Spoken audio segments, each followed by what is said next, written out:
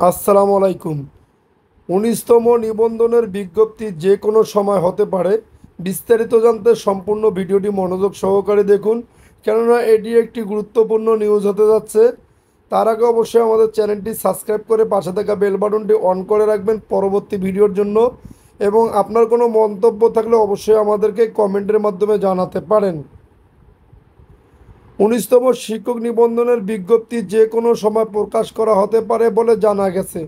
শিক্ষক নিয়োগের নীতিমালা সংশোধন হওয়ার ২ থেকে ৪ কর্মদিবসের মধ্যে বিজ্ঞপ্তি প্রকাশ করবে বেসরকারি শিক্ষক নিবন্ধন ও প্রত্যয়ন কর্তৃপক্ষ এনটিআরসিএ।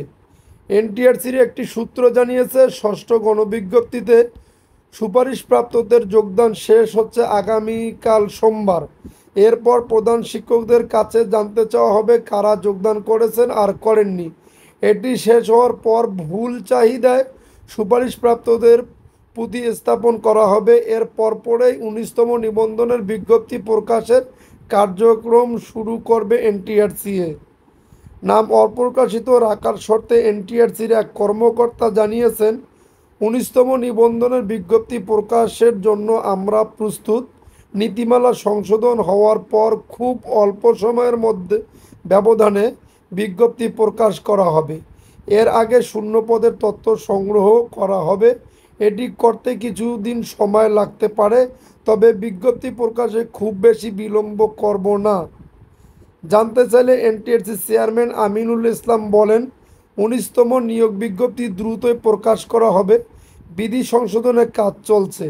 এটি শেষ হওয়ার পর শূন্য পদের তথ্য সংগ্রহ করা হবে। এরপর বিজ্ঞপ্তি প্রকাশ করা হবে। নতুন নিয়োগ বিজ্ঞপ্তিতে পদ্ধতি যেসব পরিবর্তন আনছে, নতুন নিয়োগ পদ্ধতিতে স্কুল, কলেজ, মাদ্রাসা ও কারিগরি ৩ বিভাগের জন্যই ২০০ নম্বরের পরীক্ষার প্রস্তাব করা হয়েছে।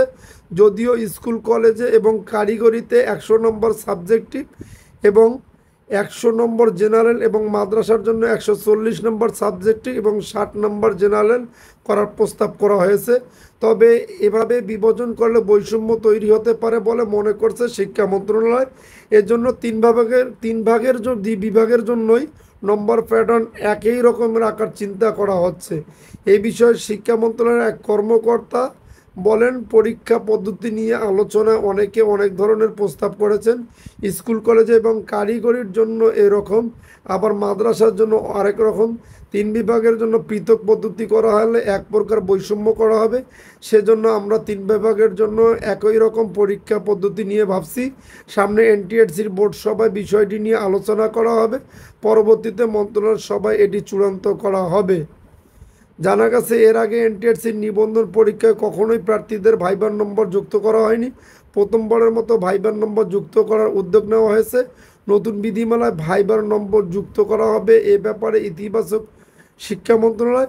এ বিষয়ে মাউসির এক কর্মকর্তা বলেন, বিসিএস সহ সব ধরনের চাকরির পরীক্ষায় ভাইবার নম্বর যুক্ত করা হয়। আমরাও এনটিআরসির নিয়োগ পরীক্ষায় ভাইবার নম্বর যুক্ত করার মতামত দিয়েছি। ভাইবার নম্বর যুক্ত না হলে প্রার্থীদের প্রকৃত মেধা যাচাই করা সম্ভব হবে না।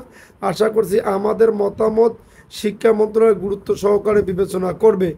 যদি আপনাদের নিউজটি ভালো লেগে থাকে তাহলে অবশ্যই আমাদের পরবর্তী নিউজের জন্য চ্যানেলটি সাবস্ক্রাইব করে পাশে থাকা বেল বাটনটি অন করে রাখবেন।